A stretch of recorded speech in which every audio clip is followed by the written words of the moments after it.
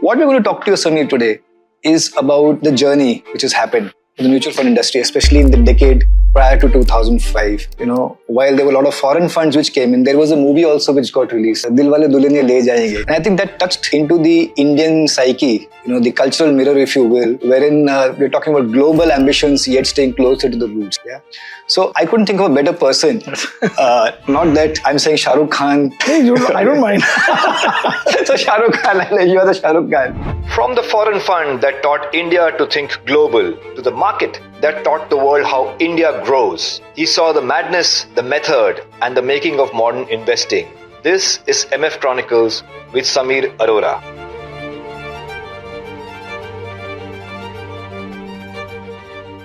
So in 1997, when the Asian crisis hit the world, if you will, especially Asia, so this was a very different type of crisis, and it was more or less imported to India. We have had many such crises. We had the May 98 when US put sanctions on India because of our nuclear test and all that. So before that is before the crisis, also India was not outperforming great. The formula in those days was to ignore all the companies that were in the index, because they were these old companies fighting liberalization and opening up, and buy the new themes. The new themes were IT, this HDFC Bank type thing, which got listed, I think, 95, then Z type. Then, of course, you talked about 99, we talked about launching new funds, and then the .com thing happened. There was a very nearly depressing period after 2000 till 2002.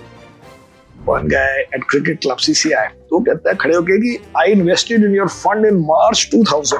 What will you do for me? I said, I will pray for you.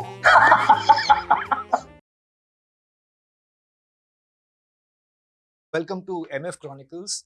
It's indeed a pleasure today to host Mr. Samir Arora.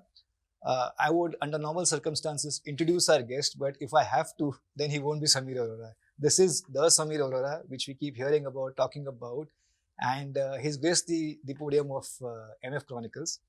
What we're going to talk to you, Samir, today is about the journey which has happened in the mutual fund industry, especially in the decade prior to 2005.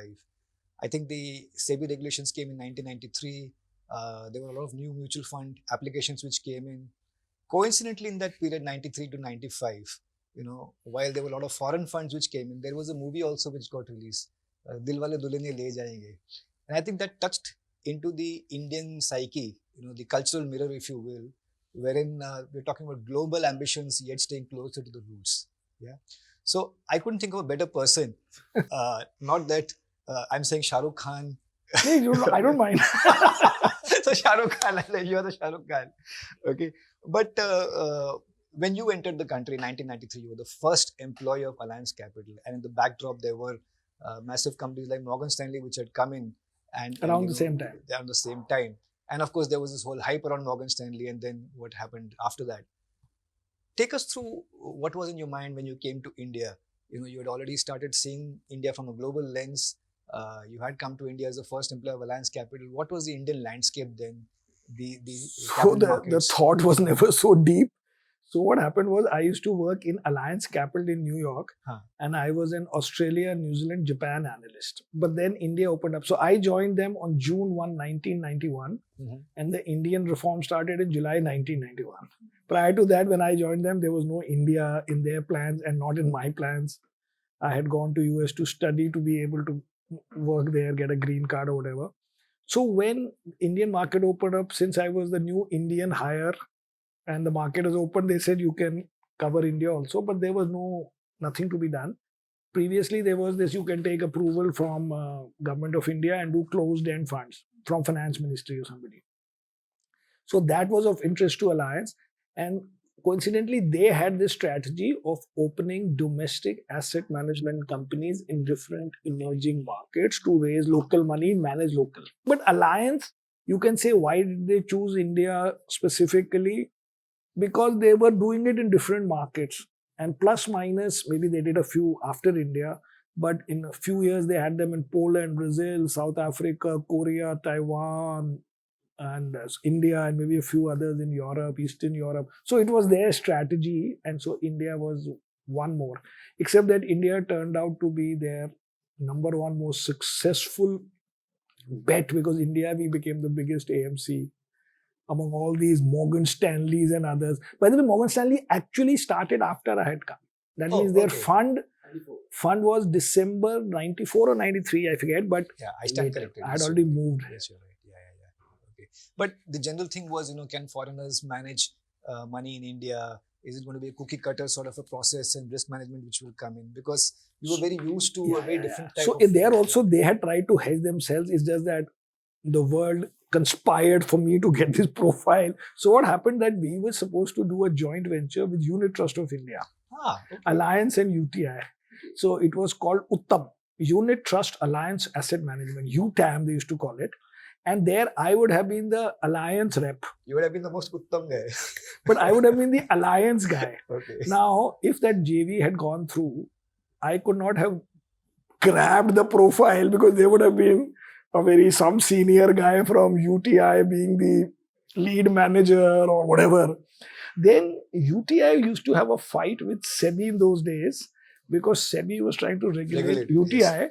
And UTI used to say that we are not subject to your rules because we are a outcome of Unit Trust Act of 1964. UTI Act of 64. So SEBI never gave approval to the JV. So then Alliance said, and then we started our own. So then I became the face because I had been there while this deal was going on for nearly a year. And then Alliance applied on its own and UTI anyway was there. But UTI also wanted to change its image a little bit. So they were tying up with a foreign company to say that some products in a year, 2 or 3 products, will be done with Alliance. Rest they would have done on their own. But to change their own, whatever style, whatever functioning, whatever, they were thinking ahead by saying that we tie up with Alliance. Because Alliance was one of the big AMCs in the world, maybe 8th, 10th largest in US. So they had done this. That also, I had no role in that, but I was Alliance's this thing on the proposed AMC, which if it had happened, my profile would have been lower, I guess. I don't know. You mentioned a point about style. Okay. You are a self-confessed growth guy. But when you entered the Indian market at that point of time, as it is today, there are different styles of investment management. There's a value, which is momentum, quality. What was your take? Because you were looking at India not just from an India perspective, you were interacting with your global counterparts as well. So 2 questions in this. One is the style factor, if you will, India versus others.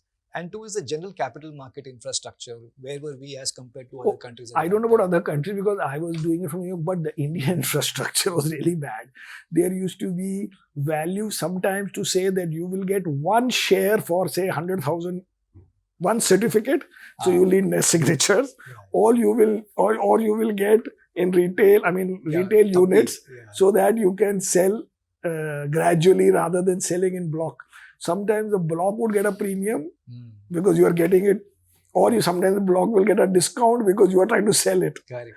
And there were these brokers who were doing no research, but their main claim to fame was that they know the transfer agent, the guys to whom the shares have been sent for transfer, and they will get them back quickly from them. Otherwise, it take 2 months or 1 month. So, many times, I sold big quantities of shares, and then we realized that the shares have gone out for transfer, and they will not come back for 2-3 months. And then that broker, we used to put so much pressure on the broker. So they would run around, maybe pay something to those guys and get those shares in time, or maybe after one settlement for us to deliver. So, it's interesting that you mentioned that. I'm just going to pause here. Most people wouldn't know about that. You talked about share certificate, you talked about transfer.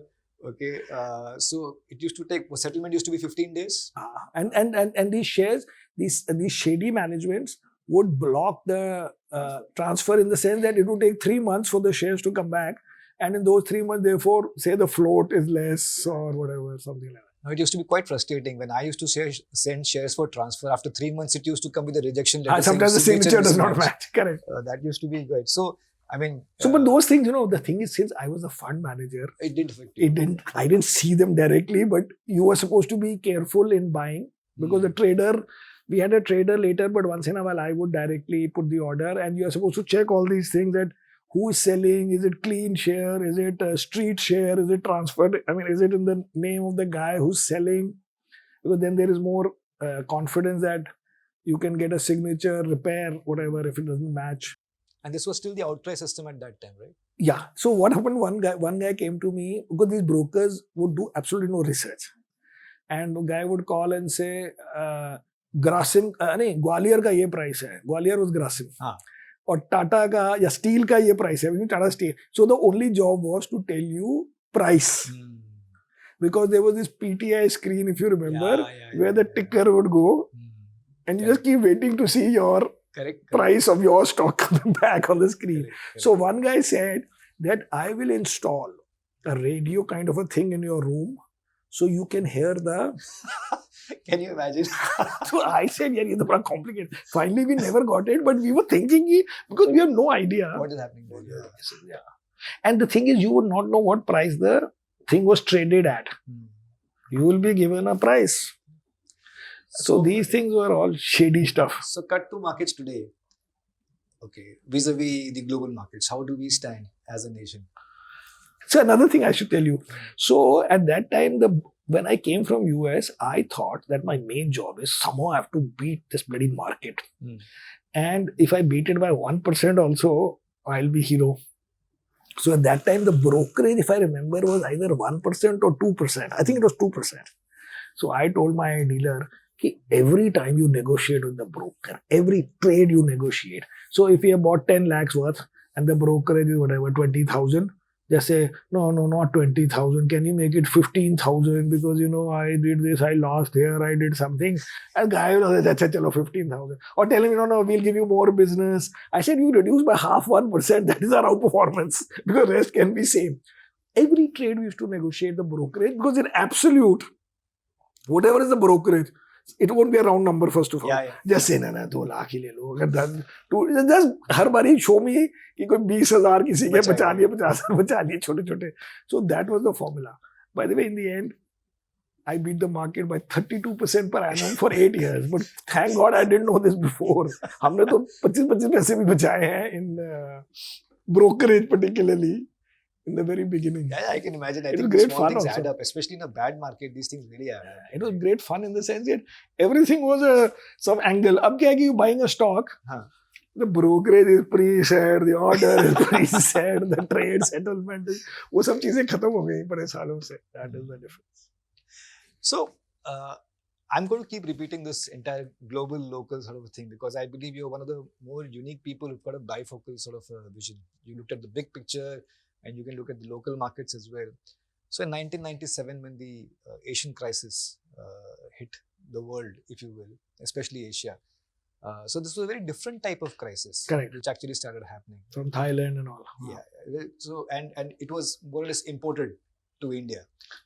So give us some sense in terms of what I remember is that first of all, India did not directly have any crisis, of course. And the markets also didn't fall apart.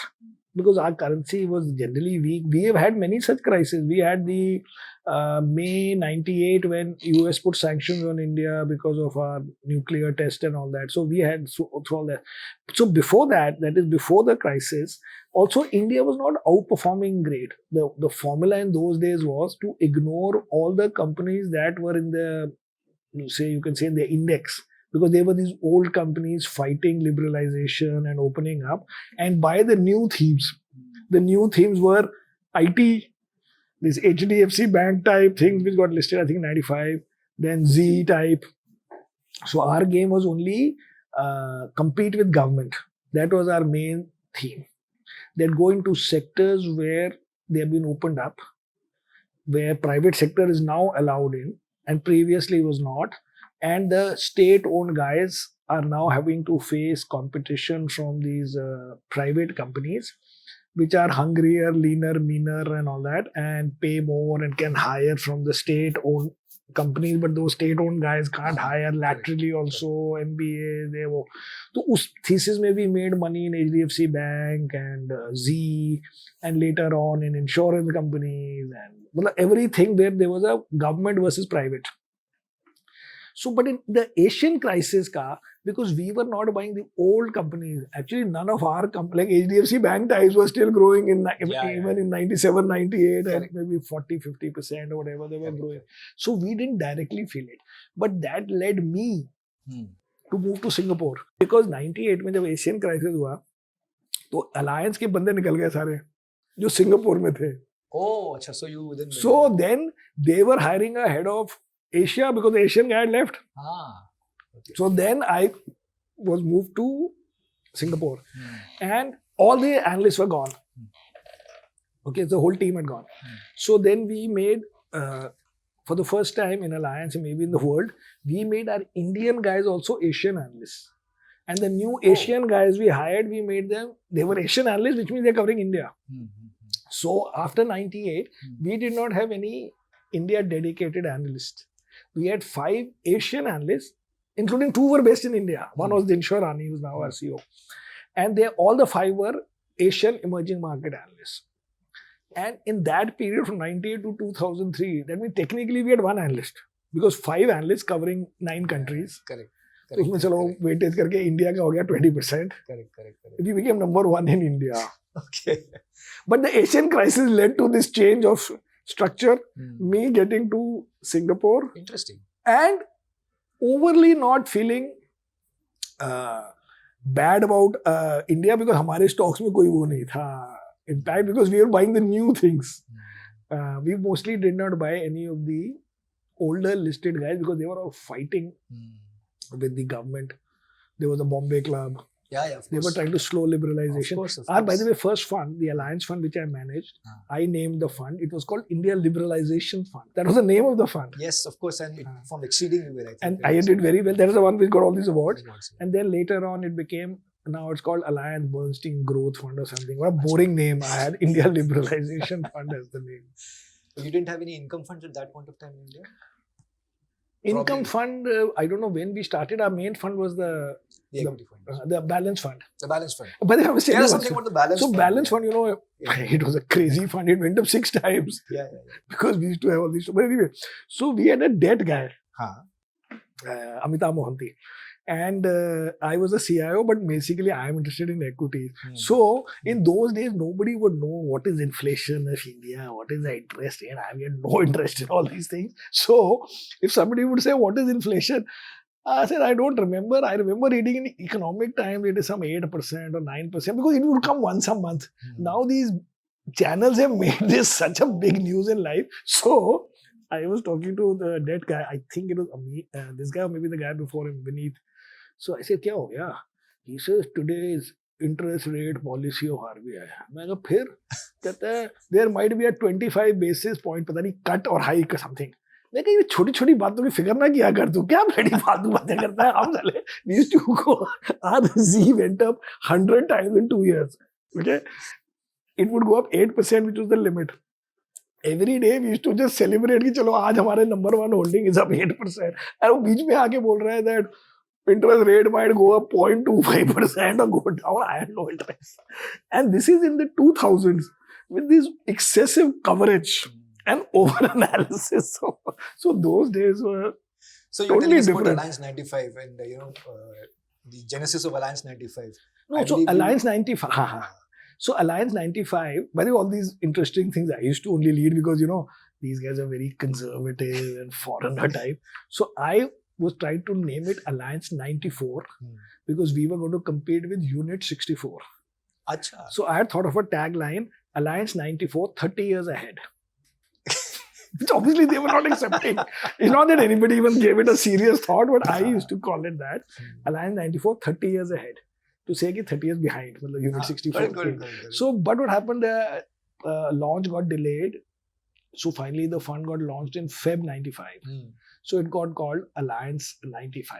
But the original idea, not only of us, I think of every fund house was that we have to somehow compete with or whatever, with Unit 64, which was viewed as a balanced type fund, but with obviously very different transparency and everything. For example, in those days, Unit Trust of India would give, I think, top 10 holdings every 6 months. And full portfolio once a year. And if the year is ending in March 31, you will get that full thing, maybe July, August. So I think we were the first guys to say that monthly disclosure hoga. Because I think the trend was that quarterly karenge. Humne quarterly karna hai to monthly kar do, kya farak pad raha hai. So we have put all this pressure on the mutual fund industry today of having monthly. So nobody in the world does monthly, I think. I don't think US also does monthly. I think they do quarterly, if at all. But we are doing now monthly because of tremendous pressure. Olden days of Alliance. I remember I was on the other side. And I think the success of Alliance 95, was it the first balance fund in the private sector? I don't remember. I think Birla... No, we all came later. Birla balance was 99. Was it 99? Yeah. So Birla main fund was 1 month before us. Which fund was that then? Maybe their equity fund. Advantage fund. Maybe they started the Advantage in maybe then ours was the first. I don't remember. Because I think the success of Alliance 95 just brought up this entire category into focus. Yeah. But it was up 27% per annum for bloody 10 years. Plus, it was too good. Dividends. Regular dividends coming in, and every time anybody would come to us and say, you have a Alliance 95 ka jaisa product. But those rates were crazy. I have invested in debentures at 27%. These were all these textile companies from Vardhaman and 27, 28%. Crazy it was. So then what to... But even then we felt like investing in equities. Correct. And would have only 20, 30 or 35% in debt and 60, 65. In the beginning, I don't even have a debt manager. But I think in maybe 97 or so, we had a debt manager to manage just that. To give you an insight, because you were there, I can give you a local insight. 98 when RBI raised rates, they actually raised rates. They did, okay. So NAVs fell. We had just launched a liquid fund in 97. And Jan 98 mein interest rate raise kiya, NAVs fell, so it was a little bit of mayhem in the local markets. So I think you were some feet away from the local market, so that is no, I was there only. Maybe a different asset. I was not bottom saying I had a great time in 98, 97. Like the NAVs of 60% or something because of IT. Suddenly I'm feeling very envious. That's why I don't remember all these crises of India because I had a rocking time in the 90s. So I saw recently an interview of some guy saying that it was a lost decade because the index did not go up. But everybody knew that the new guys have come and the old guys are getting impacted by this thing. So, but actually the maximum alpha, not only for me, for so many others, of beating the market by 10, 20% per annum was because you just, if you want to buy a little bit, but not a lot of the old guys. And all in the new. So it was not a lost decade. It was the transformation of the economy and market. So to be classified, that was a bad period. It was the best period in terms of actually also the growing of the market, the growing of new sectors, new companies, and performance of anybody who was a little bit aware that don't buy the... You mentioned new sectors, but before I go to that, this is a very interesting point you talked about active versus passive. In a way. You're saying the benchmark not moving, whereas the stock saving a lot of alpha. There is a school of thought which actually argues about the fact that this could have happened in the past when price discovery was not as good. But today when price discovery is getting better and better, to outperform the index would be a little bit more difficult. That I agree. But that time we were beating by 30%. Now we are saying beat by 5% or 4%. Okay. So obviously. Also, the second thing is that in those days there was no private equity. So like when I bought Z, the market cap was $50 million. So I just saw that in Thailand, some cable company or some media type company had a market cap of 200 million. I said, yaar, ye 50 million hai, wo 200 million Thailand market mein hai. So it was very easy. So, but now you will not be able to get a company for very low market cap because it will not go public at low market cap because the financial investors would be there. Separately, although these financial guys may not make money, but what they lose on is not going public anyway.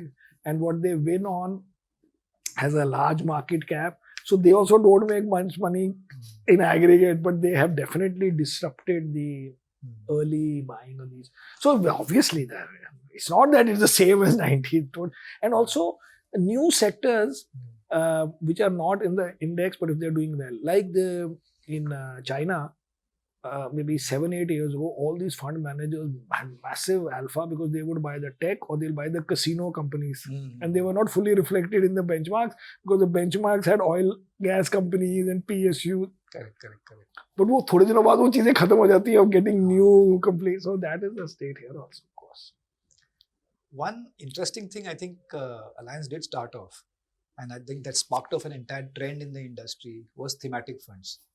I think Kothari was the first one with the IT fund. They had done an IPO fund also. IPO fund. Two guys had done Kothari and Apple Mutual Fund. Both of them went to nearly zero in the end. Because many people ask me about IPO funds, I say zero jayenge, don't worry. I just know about the pre-IPO fund which Standard Chartered Mutual Fund had launched around 2000. Pre-IPO would mean enterprise unlisted. Fund 50-50 kiya tha. Achha, that I don't know. But IPO fund bhi the. IPO fund. But Kothari had launched an IT fund. Achha. Before? Okay, before. That was everybody got into this. But I think you went one step ahead. You actually launched 3 funds together. So what we did was, we made it the whole market. There was nothing left. We said, you can see our portfolio. We are overweight this. But now all the 3 which together would make up the whole market, which is basic industries, which is old economy mostly. The new millennium, which is the IT and media and TMT type. And the third is consumer pharma. There's no other sector left. So we said all the 3 are there, now your choice. So in the end, everybody put money in the tech fund. Correct. And they put the least amount of money in the basic industries fund. Correct. Just to give you the relative, I think IT fund they gave 500 crores and in basic industries 30 crores. And the middle one, Buy India, and I got that name because I knew there was a fund in Korea called Buy Korea Fund. So I Buy India Fund kar diya. So Buy India Fund was maybe 100 crores. In the end, the performance was basic industries was rocket. So then people got upset with me later. Oh, you raised IT fund at the peak. I said, no. I raised basic industries fund at the bottom. But we said कि हमारे portfolio में ये है, अब आप जो करना आप करो. So it was called the umbrella, I think, something. And it's something like that. Umbrella. Because I think one of the discussions which used to happen, see anything new which comes in, usually there's a lot of skepticism and competition, namely us, used to say कि अलग-अलग लेके क्या फायदा है? आपको एक ही portfolio में सब मिल जाएगा. But I think then they sparked off a completely different trend. So the good thing is to save this thing, because if I don't know, remember all the discussions, but suppose we wanted to do IT fund. Good thing is we didn't do only an IT fund. We said, chalo bhai sare kar do in one PPM or whatever. All 3 were in one. Correct. So what happened? One guy in one of these investor meets said, I invested in your fund. Basically, they were all critical of IT because it came near the peak. So I said, all the 3 funds had the same prospectus. All the 3 funds were managed by the same guy, which was me. All 3 funds had the same fee. Why did you choose one over the other? We never said. Because, by the way, it was also a rare thing to have same fund manager separately say that tech is good, separately say basic is good, separately say consumer pharma is good. But we never said it like that. That is why we survived. We said, iska ye plus hai, ye minus. Iska ye plus hai, ye minus. If you want to see our view, you can see our our normal equity fund and see our weightage in these 3. Now, if you so desire, you can add. I remember Mangesh used to be there, Deepak Mangla used to be there, and there was a contest which was on. Guess the opening NAV of Alliance New Year. So it opened at I think 16 or 18. 15.76. 15 point something. So that was. And that was, I think it had to be closed for 1 month.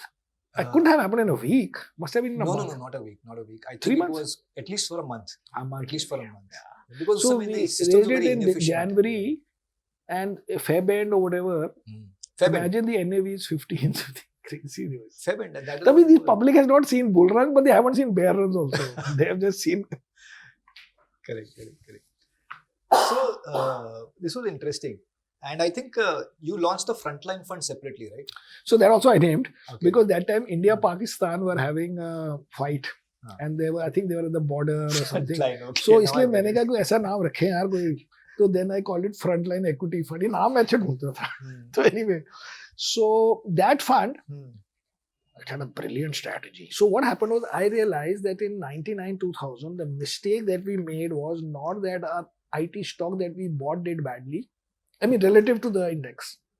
Of course, it did bad. But that we had too much weight in IT, suppose. So we said, अब क्या करते हैं? By the way, that I think literally might be the first in the world only, I don't know. हमने कहा हम sector weight नहीं bet करेंगे. We will not bet on the sector. Okay. Within sector bet करेंगे. So the sector weight has to be more or less plus minus the index weight. Now within the sector, whether I choose Infosys or उस वक्त जो भी था Satyam, that is an easy choice for every analyst, fund manager. But the mistake happens that you over invested in one sector or the other. So that's why this one was basically sector neutral. I think the difference allowed was 1.5% or something. And otherwise only bet on stocks within those sectors. So that fund in the end, Birla made it into, I think, very massive. I heard for 15 years they outperformed every year for 15 years because of this simple strategy, and then they reclassified it, and then basically I think some reclassification from SEBI. उसमें फंस गए, उसमें खराब हो गया, वरना the formula is good. But then when we started Helios, we said वही copy कर लेते हैं. But you don't feel like it's too constraining, so we didn't do it. But anybody else can copy it. But even though we thought of this, that is a guaranteed thing, easier discipline, easier control. But फिर हम natural stock market urges are not expressed in that. I think one good thing which was there in that era is that there was this healthy respect for any competing player. So if there's a good idea out there, and I think it is even now it is, but at that point of time, the offer documents used to take a long time to get cleared. Achha. So if you've launched a balanced fund, then if successful, let's do that. So there was never this thing that we have to be pioneers all the time. No, but another thing is now, because you can only do one flexi cap fund, so अब you have to bet कि am I going to be constrained वाला sector fund की normal वाला, तो हमने कहा नहीं यार, constrained वाला बड़ा मुश्किल काम है. But I'm saying otherwise little bit of this flexibility SEBI should allow कि दो तो करने दो, कोई थोड़ा variation with slightly different angles. Basically truth of labeling में चक्कर हो गया. Over हो गया ना फिर. Over हो गया. जैसे तो creative याद है. I am a self-confessed thing here. There was a DSP Tiger fund which was launched. अच्छा. And I was in ING in around 2005. तो हमने बोला उसने टाइगर लॉन्च किया तो हम लायन लॉन्च करते हैं. फिर मैं लायन के बाद कब लॉन्च किया है. So I guess excesses हो ही जाते हैं, कुछ कर नहीं सकते हैं. Which is why regulation stepped in, saying truth of labeling. ये करो, ये करो, ये करो. Otherwise, I'm saying this one because we thought of this while launching Helios. It should be take the Frontline model, but we didn't. Maybe I should do a session specifically on marketing in mutual funds one of these days. In marketing, I was not doing the marketing, I was the face. You were the face. But face saved a lot of money for them. We were one of the most profitable AMCs. Okay. Never spent any money on advertising because shor sharaba karke I was. So, then of course, you talked about 99, you talked about launching new funds, and then the .com thing happened. And I think at that point of time, there were a couple of tailwinds also, which happened in the Indian context. 54 EAEV came about. No, that was before, I think. No? Around that time. Around 98, 99 ke aaspas tha, but 2000 is when it really, 99, 2000 is when it really picked up. And then, of course, this massive sort of .com mania, if you will, which happened. You were in the center of things at that point of time. Right? You were in Singapore, right? At that point of time. 99. And you were in Singapore and you were looking at India. Give us some insight. What was the conversations? The thing was that since our relative performance in India was very strong, so we used to be India's weightage in MSCI emerging market used to be 8% or so, and we were about 15. And Samsung Electronics weightage in the index was higher than India's weightage. Okay, because of free float plus whatever. Plus SEBI market. So, and we also did not have a strong view or even a positive view on India. So, in my Asian reports, I used to say bearish and overweight. Because I would say Korea something and something, Taiwan something. India bearish and overweight. So, we used to say कि हमें top down नहीं पता. But हमारा HDFC bank बड़ा अच्छा है, ये Infosys बड़ा अच्छा है, ये भी करके. So, things like that. So, it was in those days totally bottom up. Because of macro not being very this thing, and also if you remember there was a very nearly depressing period after 2000 till 2002. Yes. Because first there was the correction of this thing, And then 2001, September 11 came. Yeah. And usse pehle bhi something happened. And I think India, Pakistan, when they were at the border. So I remember this, that one guy asked me in one of these saying that, India, Pakistan might have a war or something. And so what are you doing about it? So I told him two things. I said, one, if there is war between India and Pakistan, let me assure you that your investment in alliance will be the least of your problems. And second, I told him that there is only one fund management company in India which is totally prepared for a war, because their fund manager does not even live in India. So but bottom line is, in those days, as I was saying, so alliance may, because our India performance was good, we were double weight, but it had nothing to do with India versus other markets. It was that we had knowledge and more comfort in India, and our stocks were doing well, in that period. But otherwise, India was less than Samsung Electronics weight in the index, in the MSCI. But in the India portfolios, in your growth fund, what was it? So, usme, as I said, the one lesson became that our sector weights were off, which is how in 2002 we launched this Frontline Equity. We were the biggest NFO over the previous 2-3 years. And how much was it? 120 crores. I think. So 120 crores was the biggest NFO. Yeah, because of the backstory. Yeah. Absolutely. So so that's what I'm saying to you. Those days were like this, and but from a investing point of view, that lesson was the main lesson, which we now carry even till now, which is don't overdo. Don't do a stock. And second, have an eye on the sector also.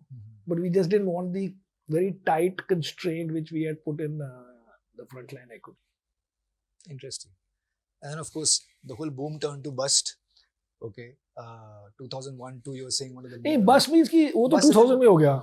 2000 mein ho gaya. But actually, we did very well because, see, the thing is, this 2008 bust is not the same as 2000.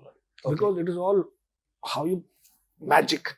So in 2000, in the first 3 months, our NAV went up 60-70%. Right? In 3 months. Correct.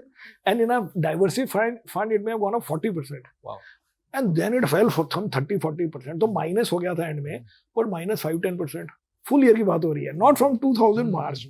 People in the end look at calendar year.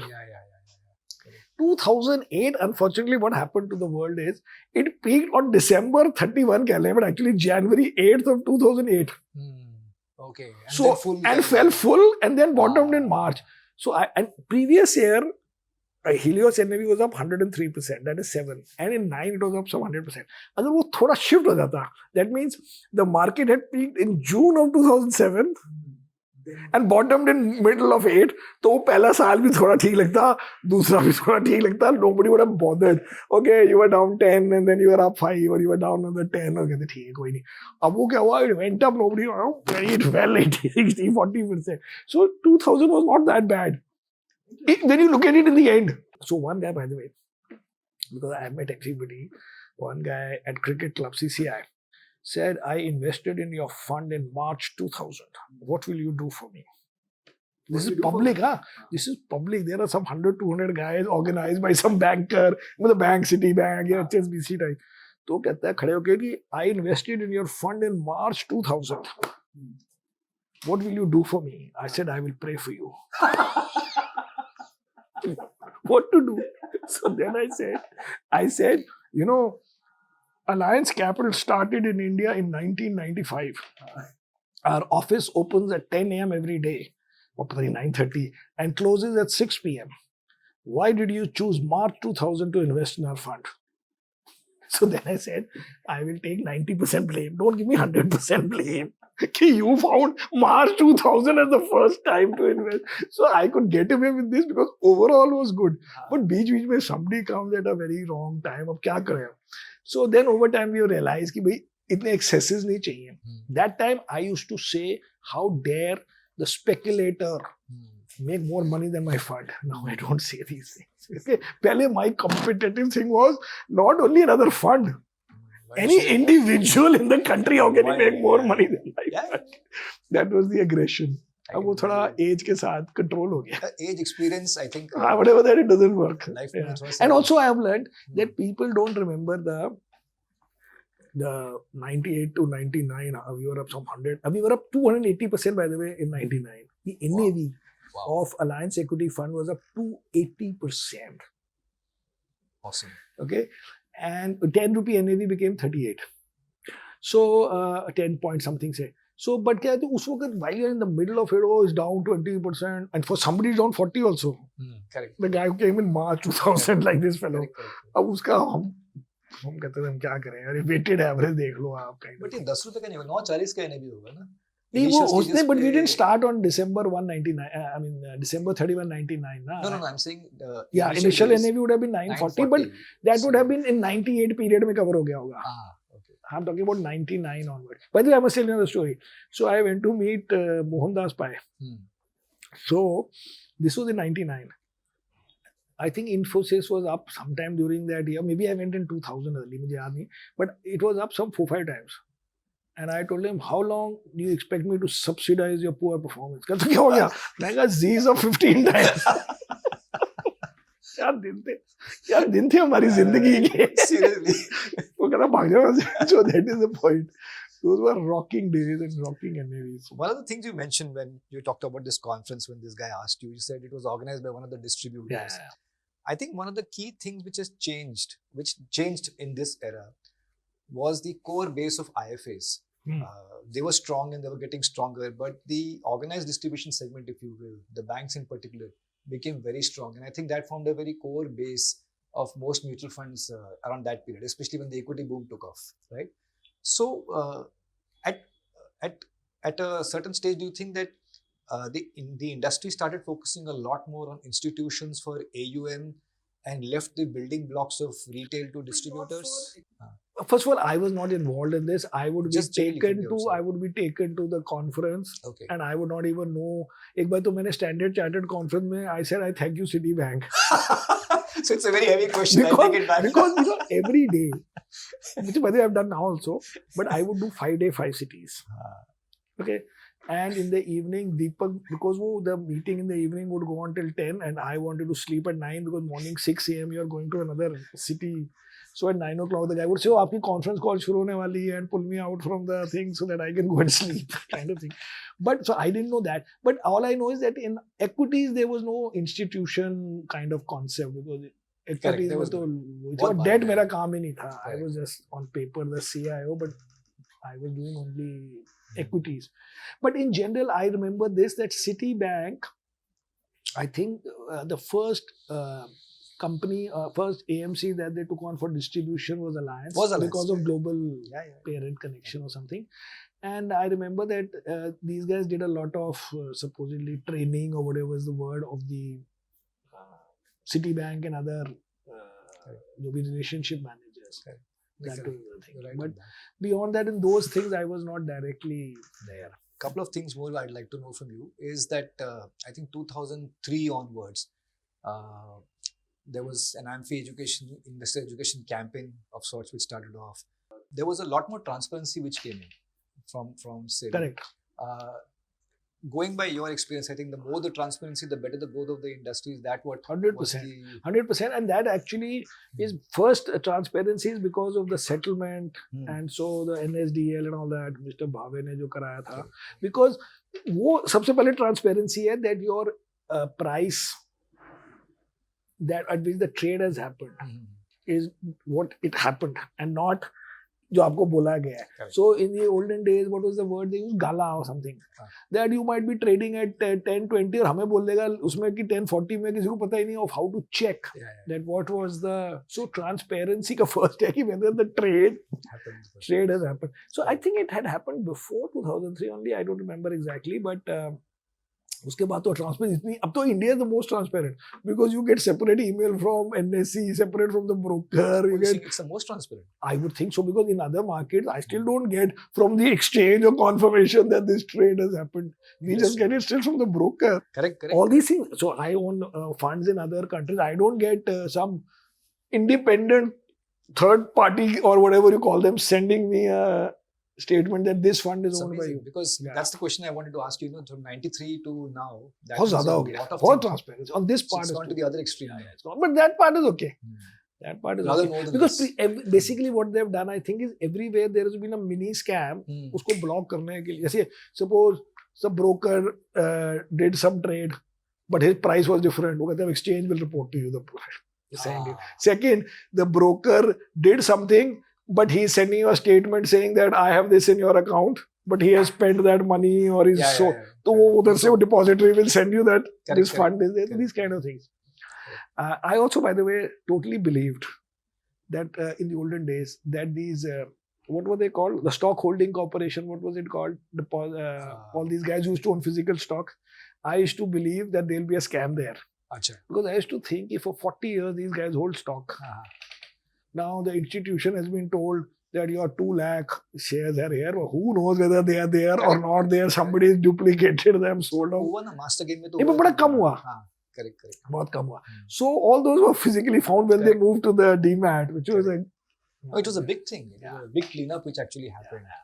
And it happened without a very big hole being discovered that some employee 10 years ago had sold the shares and put in a photocopy or something. Something like that. Had not happened. No, I think also, I remember Alliance was one of the first ones to actually support institutions like CAMS. Actually, we were the first. Yes, we were the first, right? HDFC Bank had 50% stake in CAMS. That time it did not. It not have that. Later on, they may have got. And I remember what a big difference it made because CAMS used to send these account statements of Alliance saying that, if I remember correctly, sent within 3 days. There used to be a stamp, a watermark, a rubber stamp there. Now that suddenly became the industry thing because if you remember, as per the offer document, we could redeem within 10 days. Now suddenly CAMS is saying that you're getting your money back in 3 days. That itself set a benchmark. And it was Alliance. Yeah, that I know. I know that CAMS, because when CAMS had an IPO, I reminded them, Ki bhaiya, give us anchor. We were your in a previous job. We were the guys who started. Just mindful of your time. I have 10 other questions, but I think students would have some questions now. Good afternoon, sir. So, when you started in the mutual fund industry, I wanted to understand what was the thought process behind starting a fund and what were the steps that you took so that the fund performs over the industry average or the benchmark, so that your nobody knows. So how I started means I got a job in a company which was into mutual funds, but I had to only take the bet whether I want to come back to Mumbai because I had gone specially to US to study there and try and get a green card and a job and all that. And then after that, the steps are, now we have our own mutual fund in Helios, so now we know the steps. But the steps are that it takes 2 years to get approval from SEBI. And you need a lot of people in the beginning, and it costs a lot in the beginning because you need to first have everybody from operations head to investment head, fund manager, research head, compliance, personnel, etc. And all of them you have to show to the world and have people who are very experienced. Other people won't trust money. And then the fees these days are very low. So the break-evens are after 3 years, 4 years. But after that, it's a very good business if you can reach there. But it's not that I was initially thinking myself how to do it. It was a set system. You just have to have the money. Previously, Alliance had the money. Now we have the money to do it. But it needs a bit of capital and ability to get people to join you, because in the beginning they may either want a very high salary or compensation to join because they are taking also a risk. So that is how this business works. But still, there are very few mutual fund companies in India, less than 50. If you type on Google, you will find, I think US might have thousands. So here it's still a very difficult license to get. So since you start investing in India, so how do you see the evolution of Indian markets over the years? So as I was saying in the main meeting, the Indian market has done very well over the last 5, 10, 15, 20, 25 years in dollar terms. Because what happens in rupee terms, our market does well, generally been up 15% per annum, broadly speaking, index. But you lose 3% on the currency. So the Indian market is up some 10, 11% per annum over mostly any period. And the US market over the last 5, 10, 15 is higher than that. But 2025 India has done well. So India broadly has done well. This is including this year where it has done very badly, India. So this year is included in the 5-year number and still India has done very well. So now our bet is that if it was doing well for 5 years and 10 years and 15 years, what have we done wrong? Now it should not do well. But currently there is a slowdown. The earnings of IT companies is very low compared to what it was. So now we think that the rupee returns, instead of being 14-15%, will be 11-12%. But you will also lose less on this currency, although these days again a lot has been lost, but generally we would think that you will lose less versus the dollar. So the dollar guys will still make 11-12 in dollar, and the Indian guys will make 1 or 2% less, but the comparison is not with the 15% that you are making, but with the returns you get from fixed deposit or fixed income. So those returns have become less. You are supposed to get only 5-6% more than what those guys are making. Not that they will make 6 and you will make 15. So now since the 10-year government bond is at 6.5% and previously used to be 9.5%. So when it was 9, equity guys can hope to make 15. If it was 6.5, then you are not supposed to make 15. Whatever is the reason for the lower interest rate is the reason for lower equity return. So difference ki baat ho rahi hai. You have no better choice. Whether the return is high or low, what else can you do? This is better than whatever else. Broadly speaking, that is the way to look at it. Amazing session. Thank you. Really enjoyed it. I think I had a fair idea of what to expect, but this entire episode, this entire conversation was way beyond what I'd expected. I think there was a lot of humor, a lot of wit, but more importantly, a lot of life truths. I heard you talk about the portfolios, the way you select them, and the way you look at industries. It's very difficult to be simple, and that is why probably you are Samir Arora. Simply Samir Arora. And thank you so much for taking me down through my best years of my life, which I've really enjoyed more than even now. Although the one formula of life is to enjoy life. Looks like Thank you very much. Thank you so much. Thank you. And till the time we see you in the next episode, thank you from the team at MF Chronicles.